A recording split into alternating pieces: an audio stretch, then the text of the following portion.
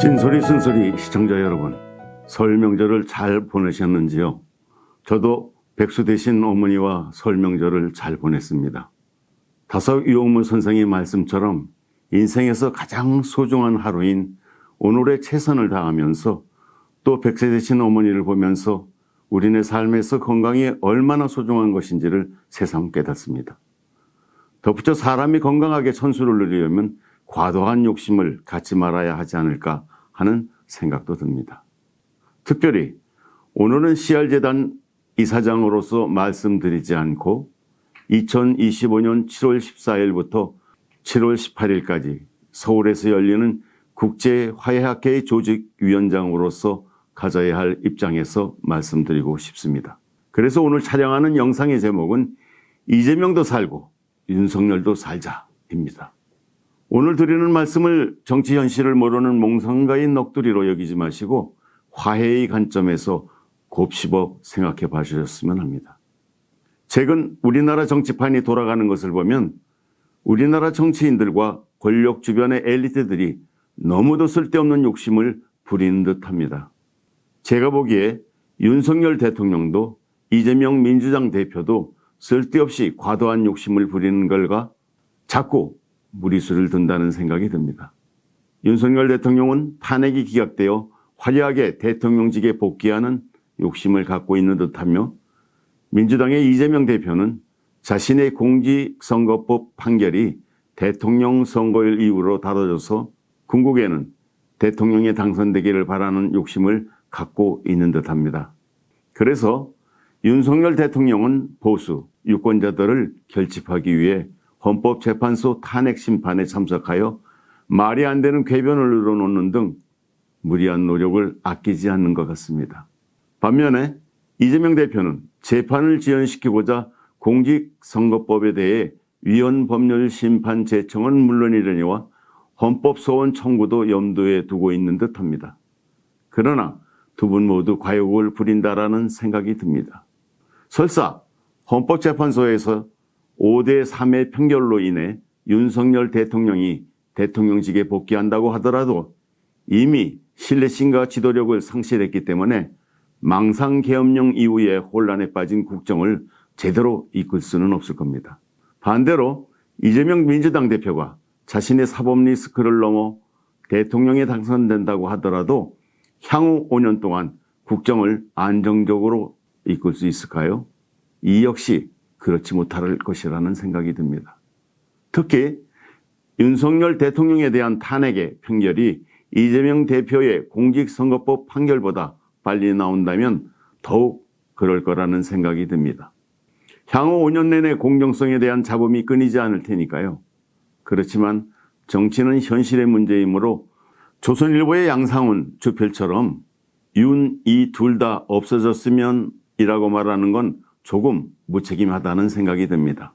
어떻게 해서 둘 다 없어지게 만들 것인지에 대한 대안을 제시하지 못하면서 막연히 둘 다 없어졌으면 하는 건 인기 영합주의에 불과하기 때문입니다.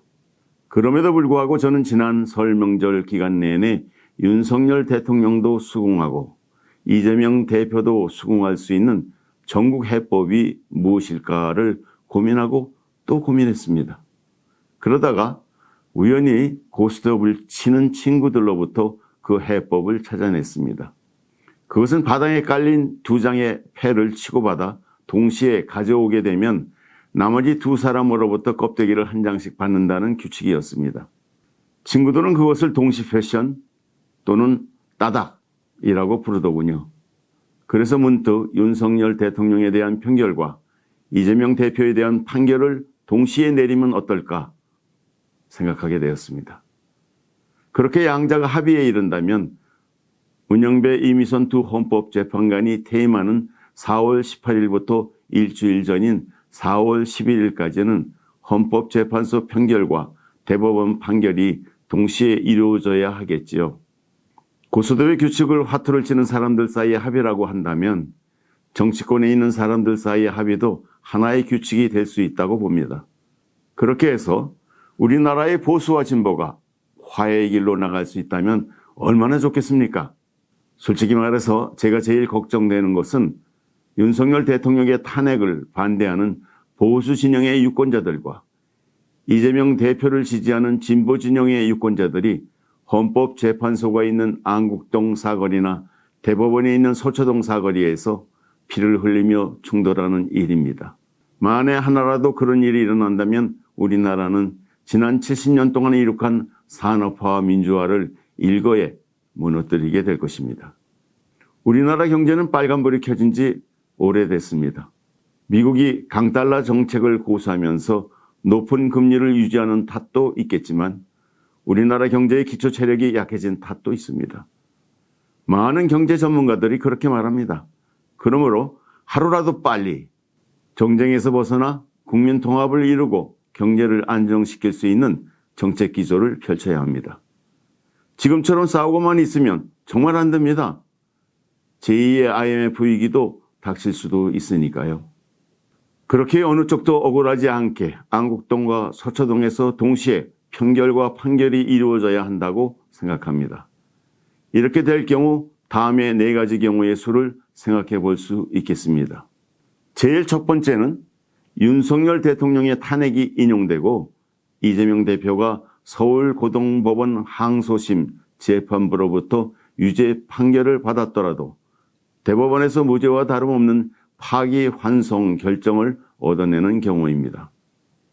반대로 윤석열 대통령의 탄핵이 인용되었지만 이재명 대표가 대법원에서 유죄로 확정되는 경우도 있습니다. 물론 윤석열 대통령의 탄핵이 기각되고 이재명 대표의 재판이 유죄로 판결되는 경우도 있고 거의 희박하지만 윤석열 대통령의 탄핵이 기각되고 이재명 대표의 공직선거법 판결이 하세월 늘어지는 경우도 있습니다. 이와 같은 경우의 수 가운데 가장 가능성이 큰 것은 윤 대통령의 탄핵이 인용되고 이재명 대표의 판결도 유죄로 나오는 겁니다. 그 다음으로 가능성이 큰 경우가 시간의 문제이겠지만 윤석열 대통령의 탄핵이 인용되고 이재명 대표의 판결은 무죄 또는 100만 원 이하의 벌금형으로 나오는 겁니다. 여기서 이재명 대표에게 좋은 경우의 수는 이재명 대표 자신에 대한 대법원의 판결이 나오기 전에 윤석열 대통령에 대한 탄핵 심판이 인용되는 경우인데 요즘 헌법재판소가 돌아가는 상황과 그에 대한 보수 진영의 반응을 보건대 그 후유증이 적지 않을 것 같습니다.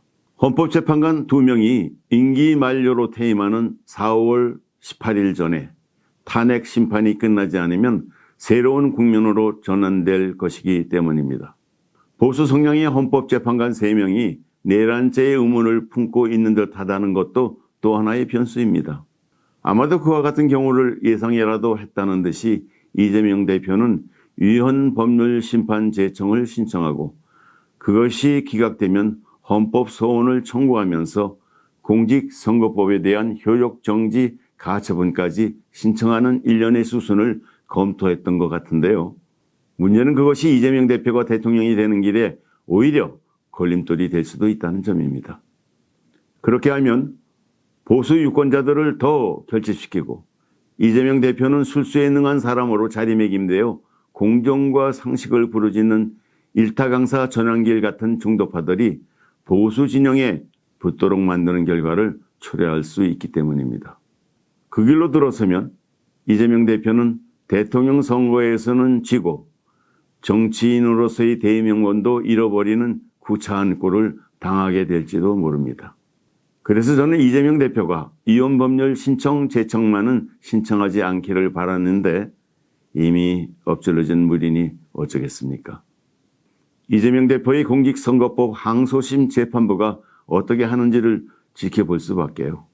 그럼에도 불구하고 이재명 대표가 위헌법률 심판 제청이 기각된 연후에 헌법 소원만큼은 하지 않았으면 하는 바람을 또 가져봅니다.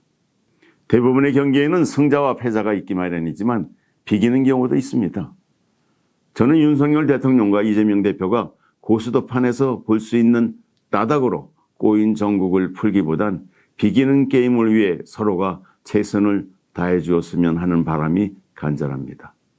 이 방법이 동시이행의 따닥보다 더 멋져 보일 테니까요.